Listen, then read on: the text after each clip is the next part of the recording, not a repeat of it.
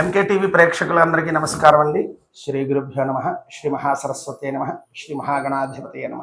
శ్రీ విమలానందనాథ శ్రీనానందనాథ శ్రీపాదుకాం పూజయాం నమ. ఎంకేటీవీ ప్రేక్షకులందరికీ నమస్కారం. ఇంట్లో చాలామందికి వచ్చే సందేహం ఏంటంటే, ఇంట్లో పెట్టుకోవలసినటువంటి ఫోటోలు ఏమిటి, దేవుళ్ళ ఫోటోలు, పెట్టుకోకూడని ఫోటోలు ఏమిటి, అసలు ఏ విగ్రహాలు ఉండాలి, ఏ విగ్రహాలు ఉండకూడదు అని చెప్పి చాలామందికి సహజంగా ఉండేటువంటి ఆ యొక్క సందేహం. కాబట్టి ప్రేక్షకులందరి కోసం కూడా మీకు ఒక మంచి విషయాన్ని తెలియజేయడం కోసం మీ అందరి ముందుకి వచ్చాం. కాబట్టి ఇంట్లో సహజంగా ఎవరైనా కానీ, ఎవరింట్లో అయినా కానీ, ముందుగా ఇంట్లోకి రాగానే, ఎవరు రాగానే ఇంటి మీ ప్రధాన గుమ్మం తూర్పు గుమ్మమా, ఉత్తరం గుమ్మమా, ఏ గుమ్మమైనా, కొంతమంది పశ్చిమం గుమ్మం అయి ఉంటుంది, కొంతమంది ఉత్తరం గుమ్మం అయి ఉంటుంది. ఏ గుమ్మమైనా కానీ మీ ప్రధాన ద్వారానికి ఎదురుగుండా రాగానే ఫస్ట్ ఎవరికైనా కనబడాల్సింది వినాయకుడి ఫోటో. ఏమండి, వినాయకుడే ఎందుకండి అన్నట్టయితే కనుక రెండు విషయాలు లక్ష్మీదేవికి నచ్చుతాయట. ఒకటి, లక్ష్మీదేవి విష్ణుమూర్తి దగ్గర ఉంటుంది. విష్ణుమూర్తి అంటే సముద్రుడు. అదేవిధంగా ఏనుగు, వినాయకుడు అంటే లక్ష్మీదేవి. అందుకే చాలామంది లక్ష్మీ గణప హోమాలు జరిగిస్తారు. కావాలంటే మీరు గమనించండి, సముద్రాన్ని చూస్తే మనస్సు ఆహ్లాదాన్ని పొందుతుంది, ఏనుగును చూస్తే కూడా మనస్సు చాలా ఆహ్లాదాన్ని పొందుతుంది. ఎందుకని అంటే, ఆ ఏనుగు దగ్గరికి వెళ్ళి ప్రతి ఒక్కళ్ళు కూడా తొండవెత్తి ఖచ్చితంగా దీవించమని అంటారు కదా. మీరు మంత్రాలయం కానీ, అటు కర్ణాటకలోని కుక్కే సుబ్రహ్మణ్యం కానీ, లేకపోతే మన ఆంధ్ర తిరుపతిలోని వెంకటేశ్వర స్వామి ఆలయం కానీ, ఎక్కడ చూసినా కానీ ఖచ్చితంగా ఏనుగు తిరుగుతూ ఉంటుంది. ఆ ఏనుగుకి ఆ మావటివాడి దగ్గరికి వెళ్ళి ఒక 10 రూపాయలు ఇచ్చి, మాకు ఆశీర్వాదం ఇప్పించండి అని అడుగుతారు. ఇంట్లో లక్ష్మీప్రదం అవ్వాలి, అప్పుల బాధలు ఉండకూడదు, మన ఇల్లు లక్ష్మీప్రదం అవ్వాలంటే ఖచ్చితంగా ప్రధాన గుమ్మానికి ఎదురుగుండానే వినాయకుడి ఫోటో తప్పనిసరిగా ఉండాలి. ఇకపోతే ప్రతి వ్యక్తికి కూడా ఇవాళ రేపు అనేక రకాల సమస్యలు ఉంటాయి. దిష్టి, నరఘోష, జ్వరాలు, అనారోగ్యాలు ఖచ్చితంగా ఉంటాయి. కాబట్టి కలియుగంలో ఇంకో 2 దేవతలను చెప్పారు. అమ్మవారి ఫోటో ఏదైనా, అదేవిధంగా కలౌ, చండీ, కపిహి, వినాయక.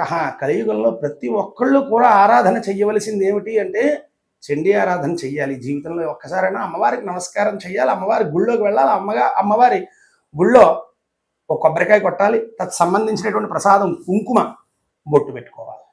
అదేవిధంగా కపిహి, కలౌ కపిహి. మళ్ళీ కలియుగంలో తొందరగా మనకు వరాలు ఇచ్చేవాడు ఎవరయ్యా అంటే కర్మబంధములను తీసేటువంటి వాడు ఆంజనేయ స్వామి. ఖచ్చితంగా ఏదో సమయంలో మనకి అందరూ చెప్తూ ఉంటారుగా, సహజంగా జాతక దోషాలని పరిశీలించి ఏం చెబుతారు, ఏలినాటి శని వచ్చింది, అర్ధాష్టమ శని వచ్చింది, అష్టమ శని వచ్చింది అని అనేక రకాలైనటువంటి శని గురించి మాట్లాడుతుంటారు. తత్సంబంధమైనటువంటి రాహుదోషాల గురించి మాట్లాడుతుంటారు.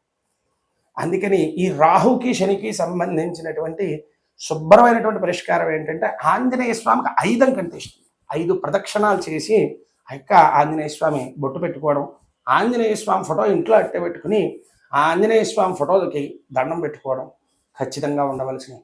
అలాగే మా పూర్వకాలం నుండి కూడా ఇంట్లో మేము పూజలు చేయట్లేదండి, మా ఇంట్లో దేవతార్చన ఉందండి అని ఈ మధ్య కాలంలో మా దగ్గరికి వచ్చేవాళ్ళు ఎక్కువయ్యారు. అంటే ఏంటి దేవతార్చన అంటే, నాన్నగారు ఇచ్చిన ఒక శివలింగం, ఓ స్ఫటిక శివలింగమో, బాణ శివలింగమో, లేకపోతే నర్మదా లింగమో, ఓ లింగం ఇంట్లో పెట్టుకుని ప్రతి వాళ్ళు కూడా పూజ చేస్తారు. అసలు గృహస్థికి స్ఫటిక శివలింగానికి పూజ చేసే అధికారమే లేదు.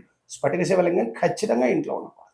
మీరు కావాలంటే గమనించండి, ఎవరి దగ్గరైనా కానీ సన్యాసులు అందరూ కూడా స్ఫటిక శివలింగాన్ని ఆరాధన చేస్తారు. ఎప్పుడు కూడా ఒక స్ఫటిక శివలింగం మాత్రమే ఆరాధన సన్యాసికి మాత్రమే చెప్పబడింది, కానీ స్ఫటిక శివలింగ ఆరాధన గృహస్థుకి ఏ సందర్భంలోనూ కూడా చెప్పబడలేదు. అదేవిధంగా శివారాధన చెయ్యాలంటే మడి ఖచ్చితంగా ఉండాలి. కాబట్టి ఇవాళ ఉన్నటువంటి పరిస్థితుల్లో మడి ఆచారాలు అందరూ పాటించలేకపోతున్నాం. కాబట్టి శివలింగాలు ఒకవేళ ఇంట్లో ఉన్నట్టయితే, శివారాధన సరిగ్గా చెయ్యనట్టయితే చాలా ఇబ్బంది పడతాం. ఎందుకనంటే 5 రుణాలు ఖచ్చితంగా ప్రతి వ్యక్తికి ఉంటాయి.